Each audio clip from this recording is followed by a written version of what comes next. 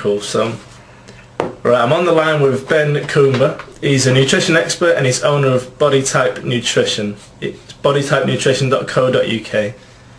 You're also a strength coach, Ben? I am, yes. Yeah, and that's, you got a new gym, the training lab. Have you got a website for that?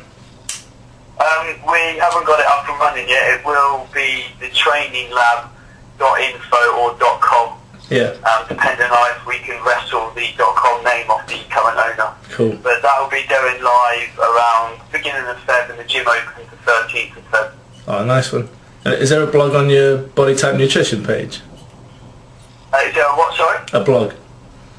A blog, there is, yeah. Yeah, alright, cool. So if you want to learn more about Ben, if you want to get your diet program done by Ben, go to bodytypenutrition.co.uk, and he's actually doing my diet at the moment, so he's really good at what he does. Okay, yeah, so let's sidetrack. How's it going? yeah, it's going really well, mate. I have had a pizza on Friday. Right. Which leads me to my first question. What do you think of cheat meals? I don't have a problem with cheat meals. I think we all cheat. You know, it's life. There's plenty of temptation out there. There's lots of tasty food. It just depends how you justify and factor in the cheat meal. Yeah. You know, there's loads. I know loads of women that will be like, right, I've had a salad for lunch, so I'm going to go out with the girls and have a burger and a glass of wine for dinner, or what it is. Yeah. And you know, that's really common. That's not really a cheat meal. That's just eating junk 50% of the time. Yeah. And the chances are they might skip breakfast as well. You know, so you've got to justify it. A lot of people that are really into their fitness will say, right, it's Saturday, so I'll take any cheat stuff on a Saturday, so I'll play rugby, and afterwards I think, well, I'm going to carve it up. I might, you know, go down the chip route, whatever it is. Yeah. So in terms of the long-term repercussions of my cheat meal, it's not really that bad, and I don't eat anything that's inflammatory to me, so I don't eat gluten or cow's dairy, so that's not involved in my cheat meal. Yeah. So again, the repercussions are bad, so I think it's just how you factor it in.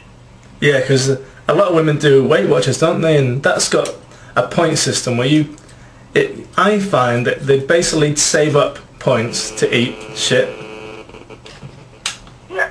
Yeah. I mean, I don't know if you're getting me started on this little world of Weight Watchers. I think it's madness. You know, like Weight Watchers have just come out by justifying that McDonald's chicken nuggets are okay because you can factor it into your calorie allowance. Now, we all know the calorie equation is part of the battle with weight loss, but it's not the be all and end all. I can have people eating over their calorie intake, and if it's coming from loads of fresh oils, vegetables, all this kind of stuff. Yeah. Now really going to gain weight. You know, the detox factor and all the rest of it is going to be so much bigger and have more of an impact that the chance of gaining weight compared to eating something like pasta is, you know, it's next to nothing. Yeah. And to say that you can save up points and eat chocolate cake, well, that's just ridiculous. That doesn't make you healthy. Yeah.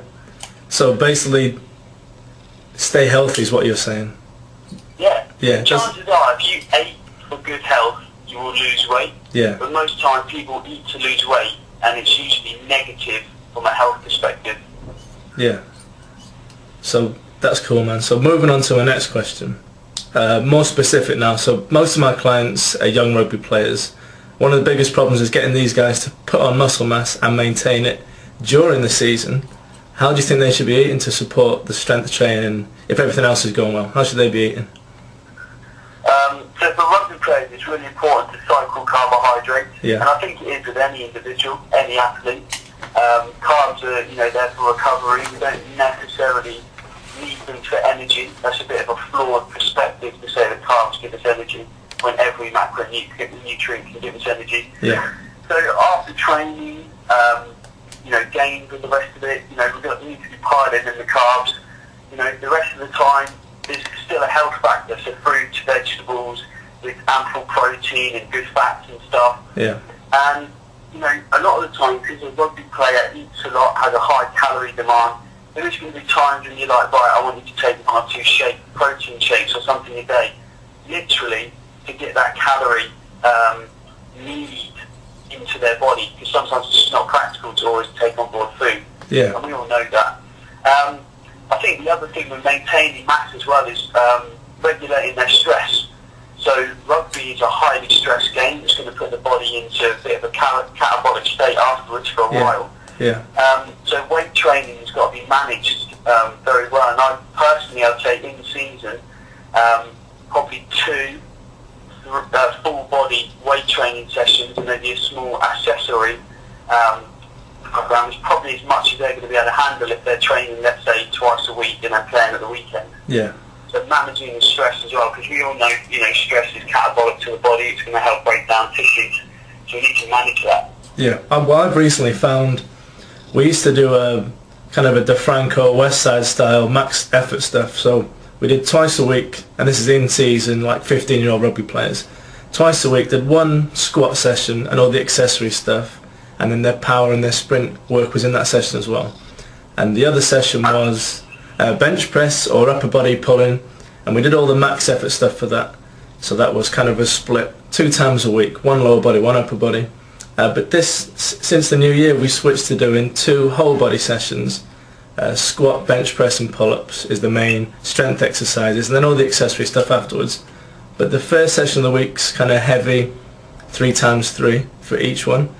And the second session of the week is just 2 sets of 5, and we always go lighter than the first day, kind of a bit of recovery. And pretty much everyone's put on about 1 to 2 kilograms of weight already, so they must have been in like a chronic, couldn't recover kind of state, and just by backing off a little bit, they've got a lot stronger.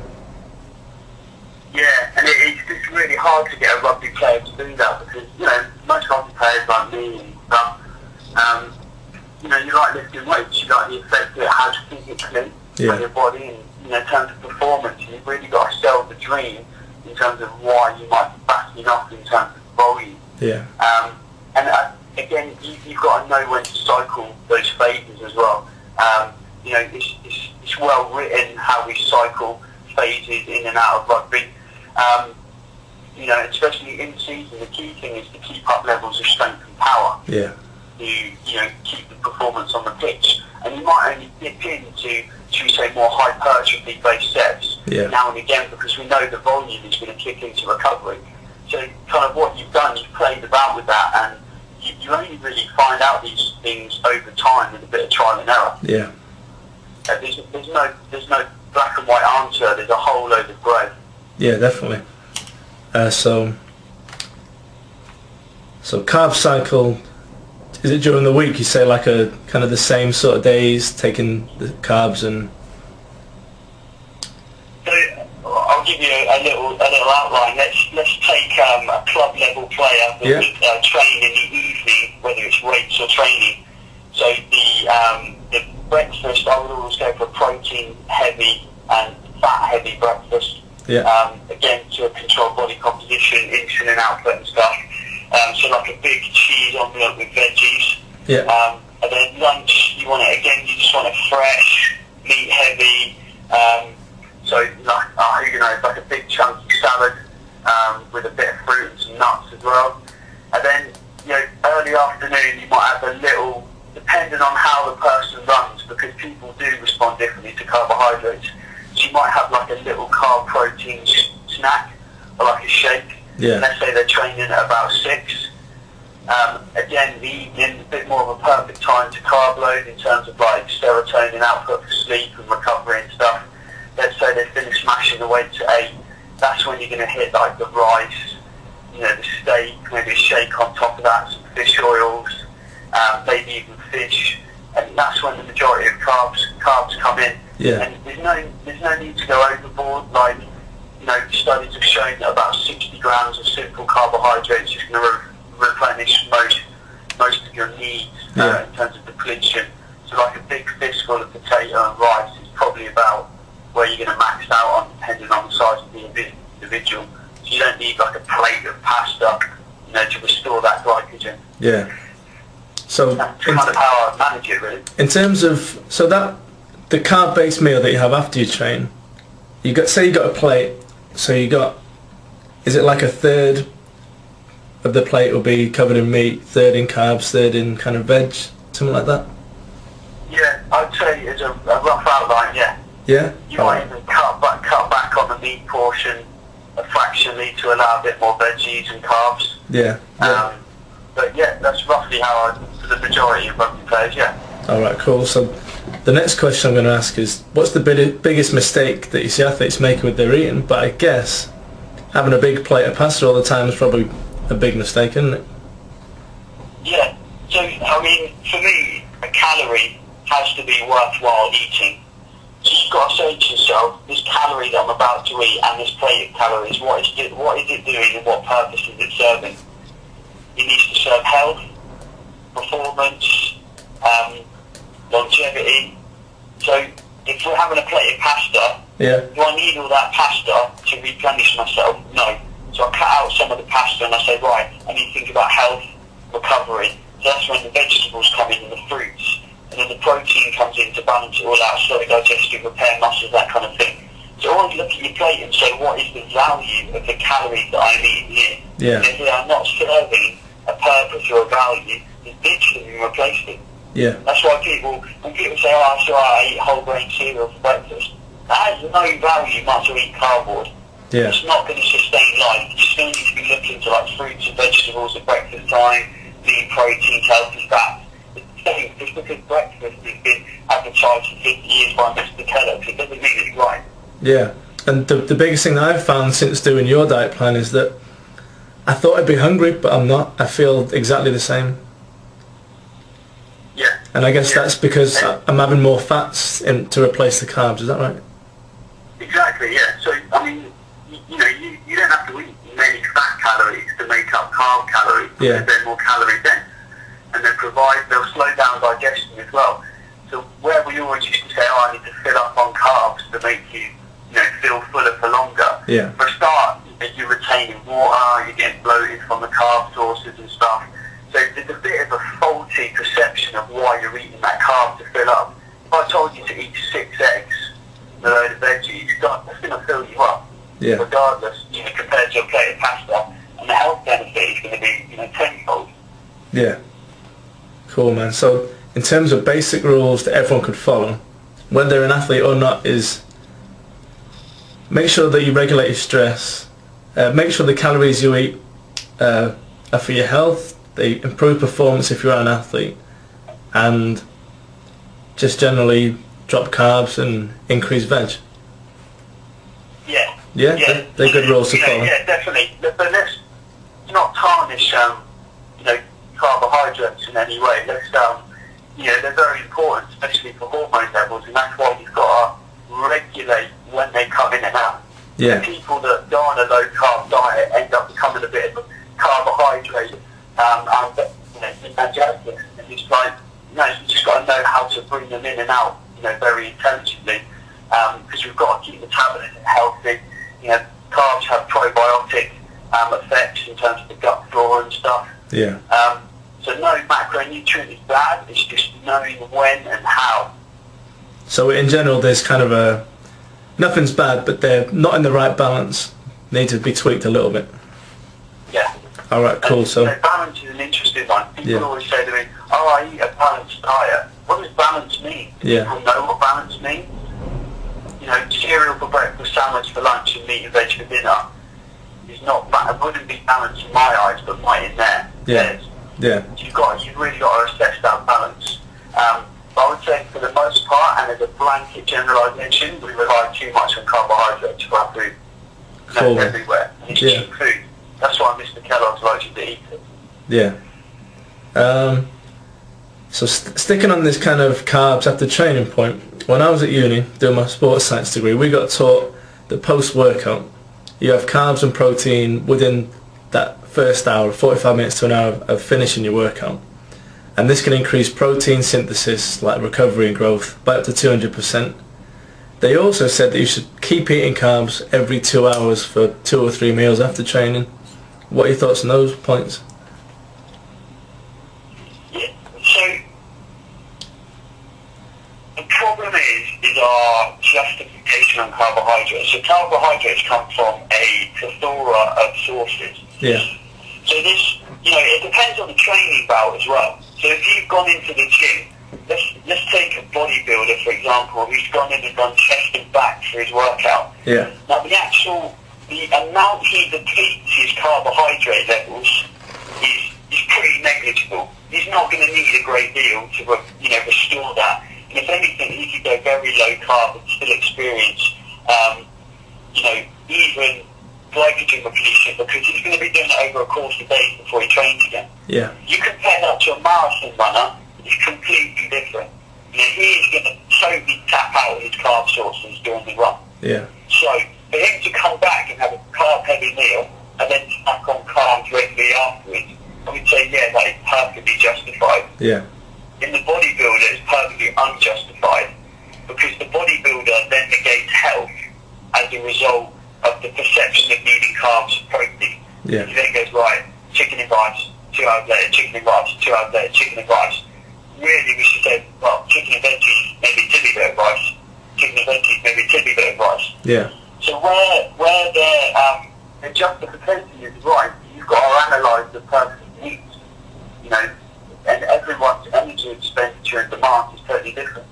Whether we need that every 2 to 3 hours, all the new research on fasting and meal size and all the rest of it just smashes that out of the park. Yeah. I regularly only eat 2 meals a day at the moment, and that really works for me, and my body composition is fantastic. Yeah.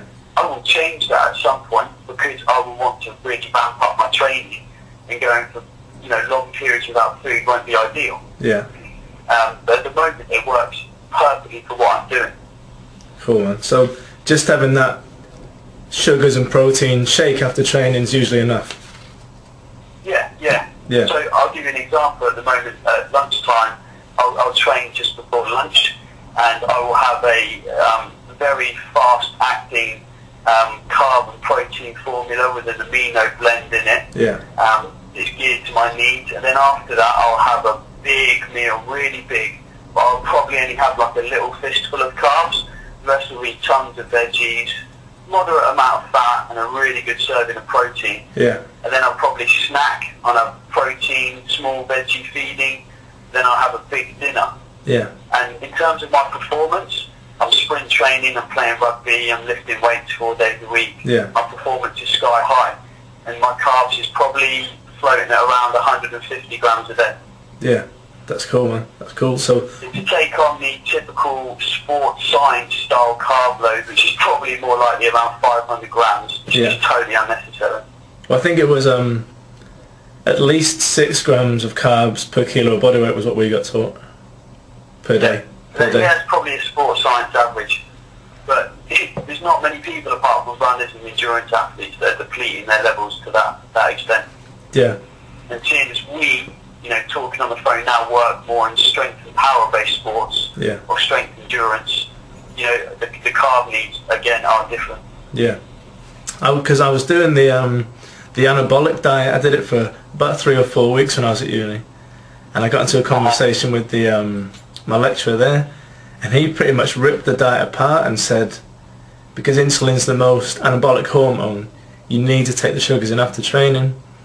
So I kind of took that advice, didn't do the diet anymore, and just did carbs all the time. I did what they told me to do at uni, basically. But during those 3 weeks when I was on the anabolic diet, my abs kind of shredded through real quick, and I was doing sprints and playing rugby and everything. And I kind of feel now, and this is about 2 or 3 years ago, I feel like I was on the edge of kind of a really good diet, and if I just took that shake after training, then it would have been, kind of a good diet to do. Yeah. Yeah. I totally agree, and I use the anabolic diet quite a bit. I've modified it slightly to my own, theories. But it is a brilliant diet because it starts to regulate insulin. And although insulin is important for growth and it's anabolic, it doesn't mean we need to stimulate it all day, all long. Yeah. We just need to stimulate it at the right times. Yeah. So the modified, I could do, for the majority of people that want to really hone in on their body composition, I would modify the anabolic diet to say, right, we're going to place 80 to 100 grams of carbs in your diet. The majority of that is going to come post-training. So let's say we take 50 grams of fast-acting post-training, and the rest of the time spread out with veggies and fruits throughout the day. Yeah. That way, you're getting the response at the right time. You're regulating health and longevity and body composition. Yeah. Right, another, in my opinion, ridiculous practice is before rugby or football, a lot of players start eating jelly babies and wine gums and down a bottle of Lucozade, and this kind of gives you that energy spike, but then it drops really quickly, doesn't it? So I've tried to explain to people that they shouldn't be doing that, but what do you think about that? The problem is it's breaking a habit. Yeah. And a lot of sportsmen are stuck in their ways. The thing with, all they would have to do is look at the scientific research. None of the scientific research would tell you to start consuming fast-acting carbs pre-training. Yeah. They would tell you to do it during training, Yeah. about 20 minutes into the exercise bout. So it's just a simple case of misinformation by companies that want you to purchase their their fast-acting carbs. Let's look at Lucozade. Take Lucozade before, during, and after. Alright, fair enough. If you're going to run a marathon, do it. You're not going to run a marathon, don't do it. It's totally unnecessary. Yeah. So if I was a football player, I would start playing football, and then 20 minutes into the game, I would start sipping my Lucozade. And I would probably have one Lucozade before that game. Yeah. I'd take on some carbs afterwards. Job done. You're already on board. It's not to say that, nibbling on some jelly babies while playing football or riding on the bike isn't applicable. It's just to get the most out of your energy source, you wouldn't want to take, because if you start eating jelly babies pre-game, you're going to start digesting that energy straight away. Yeah. So your body's got to tap in and out of bloodstream glucose and muscle glucose concomitantly.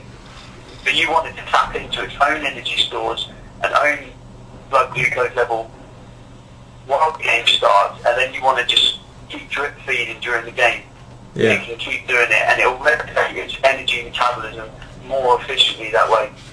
So compared to, right, so if I had jelly babies in one game and I didn't have them in the other game, I'd play better if I didn't have them. Is that what we're saying? No, I'm saying the timing of their ingestion is important. Yeah, sorry, I meant pre-game, like immediately before I started. Would it make you play worse? Again, let's look at the individual. It's something I would play with. Yeah. I know some people that run really well on carbs. Yeah. And they're very lean and all the rest of it. So their metabolism of carbohydrates is what I usually find is inefficient. So if you give them more, they will run more efficiently. Yeah. Sorry. So that person that carb feeds regularly can do that, can get away with that, and it's not a problem. So again, you've got to assess the individual. But for the majority of people, I would take on the carbs once the exercise bout has already commenced. Alright, cool. So just kind of play around with it and see if it works for you, and if it doesn't, 20 minutes into the game, you should have a bit of a benefit. Yeah. Alright, That cool. would be my go-to. Everyone's got to be assessed individually, period. So how would you assess people individually? Trial and error. Yeah? I can give a guideline to every diet plan. So the diet plan I gave you when we started, Yeah. I said, this is how I think you should run. And then there's a document in my pack that says fine-tuning your diet. Yeah. This explains that what I have written is no golden rule. The likelihood is it might change. Yeah. And the majority of the time it does change because people start to realise where their real sweet spot is. Yeah. And it's, and that's why a lot of my services are subscription, because I can't do everything with one information pack in post. I need to understand how you tick, how you're running, and then over time we fine-tune that, and then we get the sweet spot. And then, then you're good to fly and go off on your own because you're really educated with how your body works. Yeah, cool. So the main thing is, if people are really serious about their performance, they should just do a tiny bit of educating and then tweak what they find, experiment with it. Definitely. Cool, man. So my next question, what can parents and coaches do to support good eating habits for young athletes or their children? Firstly, educate themselves. Yeah. Because parents just kind of look around the sporting realm and see what's being marketed and pushed and all the rest of it.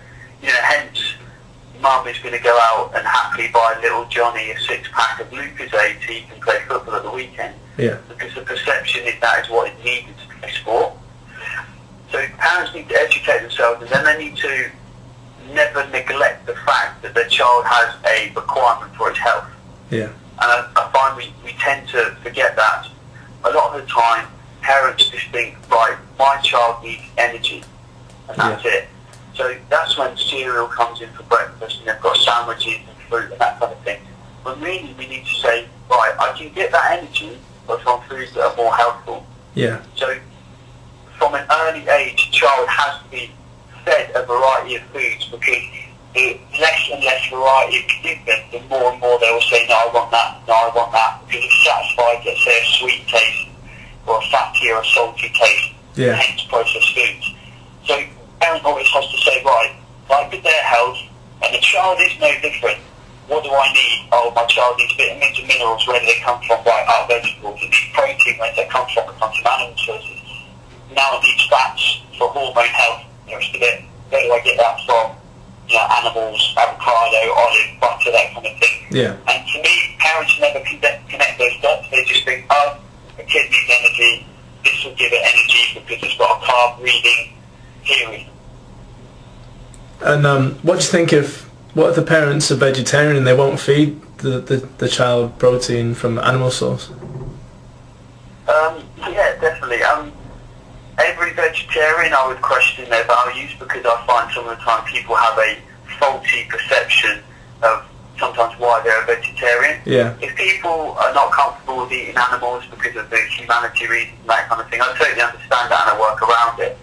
If people say, oh, it's healthier, or animal protein has this, or we're meant to be, plant-eating beings, that is when I would question the value. Protein sources then obviously have to be closely analysed, and healthy fat sources for the vegetarian. You know, tofu and soy and replacement proteins are not ideal, and they've got a lot of GM factors and other things that we won't go into. So you need to combine plant sources. You need to understand whether they will eat fish or dairy. Then you need to sometimes look at replacement powders that are green or plant-based. If people are looking down that route, I would then again question their values. Yeah. I'm having to replace something in your diet because you are not willing to eat it from another source. Yeah. Again, that is another faulty belief model, because I am now bringing in a supplement when a real food could be eaten. Yeah. All right, cool, man. Again, parents just have to be, and I call it a clever vegetarian. Clever vegetarians provide for their diet by going out and sourcing all the clever different protein sources. The bad vegetarian just avoids meat, and that's when it becomes unhealthy. Yeah. So do you actively question their beliefs to their face and explain to them? Yeah. Yeah, and as a nutritionist, I'm very upfront, and I find for me that gets results a lot quicker, because I don't want anyone to flirt with my diet plans and my nutrition programs, because as soon as you start to flirt, results come very slowly, and you question a lot more why I'm doing it. Yeah. A lot of what I do is black and white. You tell me you want to reach this goal. I've provided the plan that will enable you to reach that goal. There is no longer a grey. Yeah. You follow this, and then you learn how to implement the grey once you're closer to your goal. Yeah. So for myself, if I wanted to lose, let's say 4 kilo quickly, let's say I was doing a photo shoot, heck, okay? Yeah. I would follow a real strict diet plan for 3 to 4 weeks, because I know that my goal is time sensitive and important. Yeah. My daily living, this is when I would break the rules, and there's areas of grey, because I know how to do that. Yeah. So yeah, definitely. And if there's an issue, especially emotionally with people and their diet, always question it, always be upfront, because it always results otherwise to further problems down the line. Yeah. That's good advice for life as well, I think, Ben. So that's what we're here for. That's what we're here for, Ant. Advice. It's a life lesson. If there's a problem, confront it straight away.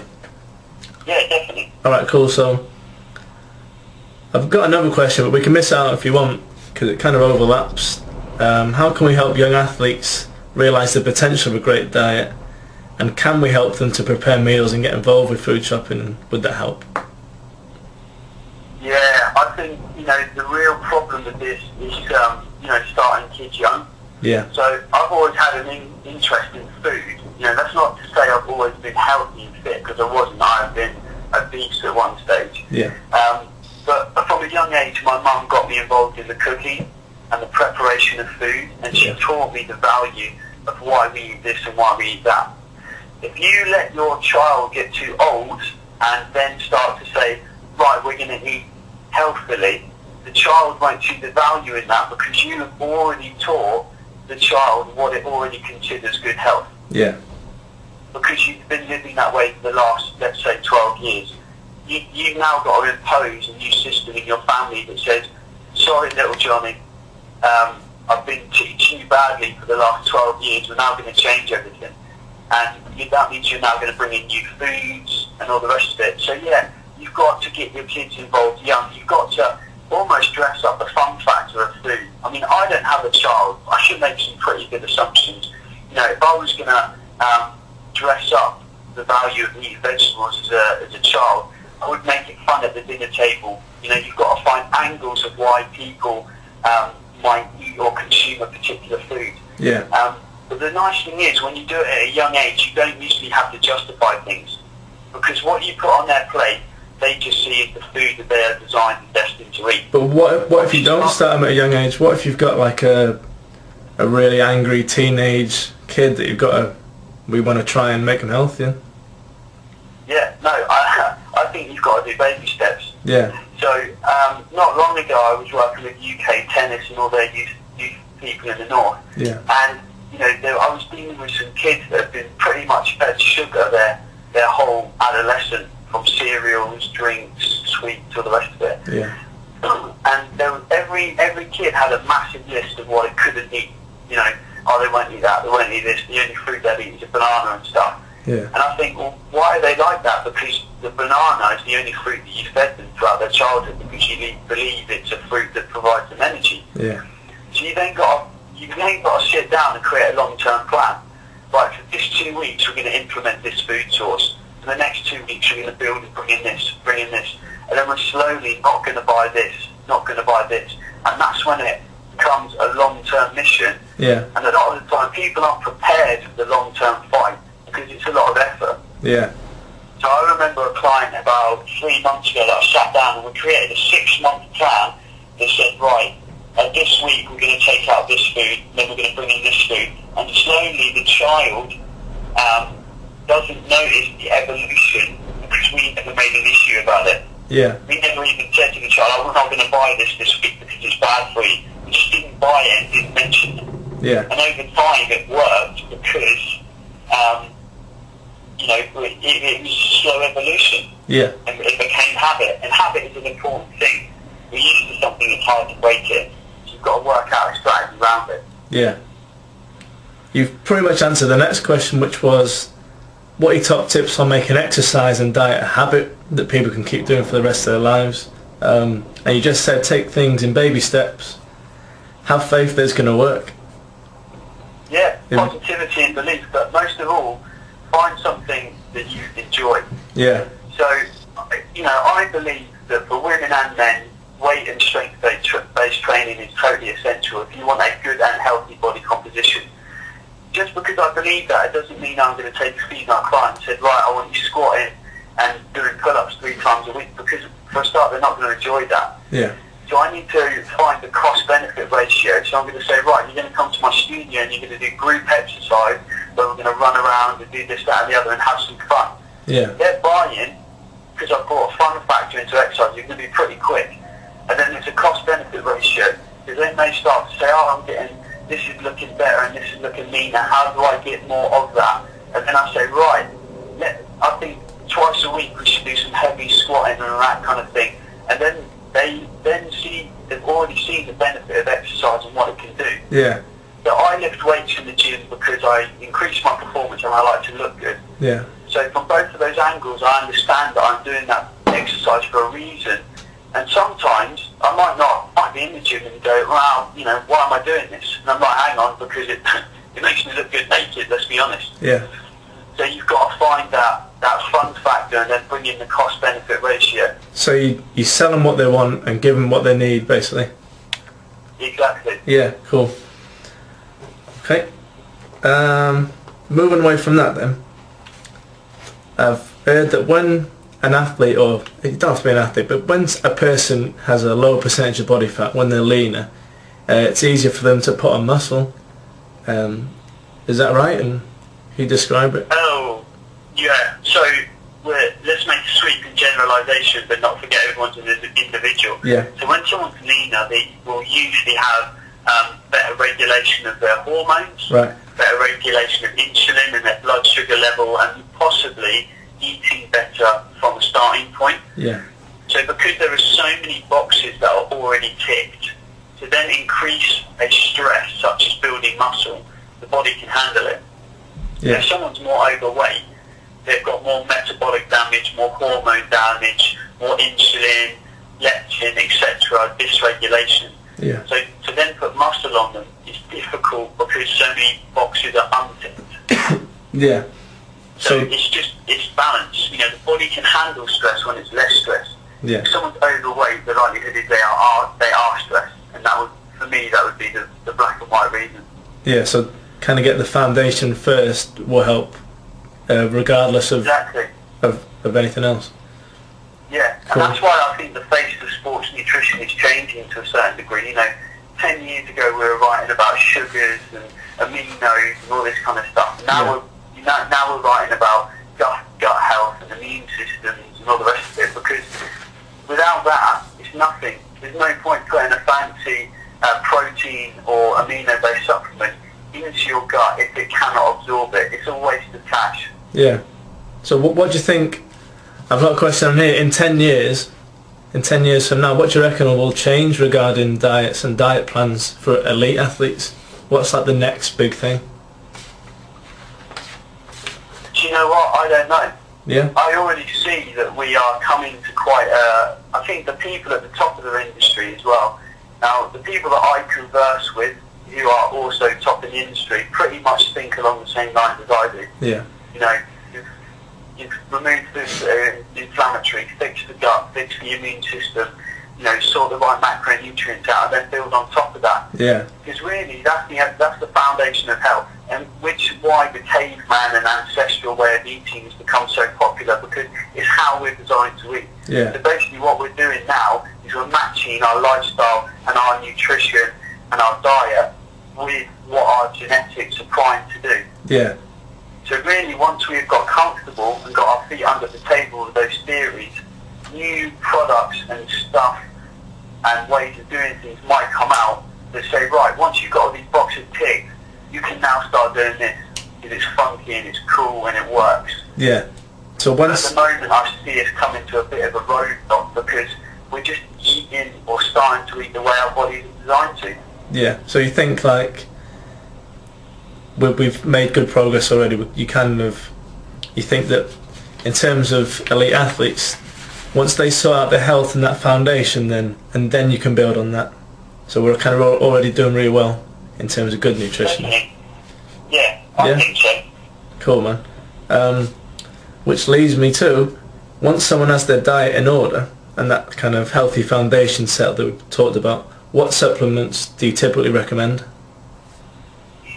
So probably only 2 or 3 for just general health. I think fish oils and vitamin D3 are very essential. Yeah. Because we just don't get enough of either of them.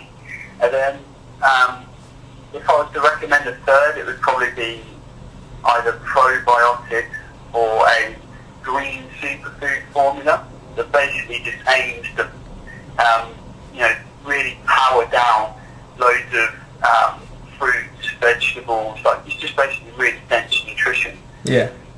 But supplements health-wise is fish oil and vitamin D3, and then let's say the foundations are perfect and we're working with an athlete, I would then use blends of amino acids. So BCAAs in and around training is, highly shown to be very good towards performance and body composition. Yeah. Primarily leucine, so I like high bolus doses of leucine at times, places. Some testosterone boosting protocols and adaptogen boosting protocols are very, very effective during high periods of training. Yeah. Then just the classics. So just whey protein, simple digesting carbohydrates. You know what? And that's probably about it. Cool, man. So, what are the benefits of fish oil then? What can people expect? Fish oil, you've got an effect on largely reducing inflammation in the blood, Yeah. and just generally throughout the body and the gut. So fat ratio is very important in the body, and because we typically consume a diet high in poor quality meat, vegetables, oils and grains, our intake of omega-6s is very high. And because a lot of people cannot source, afford, find high quality proteins that you might find from like a grass-fed cow, Yeah. you then need to say, right, because you cannot eat that quality of meat, we need to supplement with fish oil because your omega-3 intake is very low. Yeah. So for someone that doesn't eat a lot of grass-fed meat or fish, you need to then supplement. For someone, let's say, whose diet was very paleo, so they consume a lot of grass-fed meat and fish, you might say, hey, hang on, we don't need fish oil in this diet because your diet is pretty much perfect. Yeah. How often does that happen? And, you know, fish oils have been shown to increase brain and cognitive function, Yeah. improve the health of the cardiovascular system. It's endless. But all we really need to do is nail down the ratio. You nail down the ratio, you nail down your health. But that's because we're designed to work with those nutrients. So it all comes back to that balance and finding the things that your body reacts best to. Yeah. So it's not balance. It's not like it's Six is bad. Too much of it is bad. yeah. So it's not like fish oil's a super supplement. It's that we're lacking in it in the first place. Yeah. Yeah. Totally. Bang on the money. Cool. All right, mate. I think that's pretty much all the questions I've got. Unless there's anything you want to add. No, I don't think so. Cool. My mouth is going dry, so I must have talked a lot.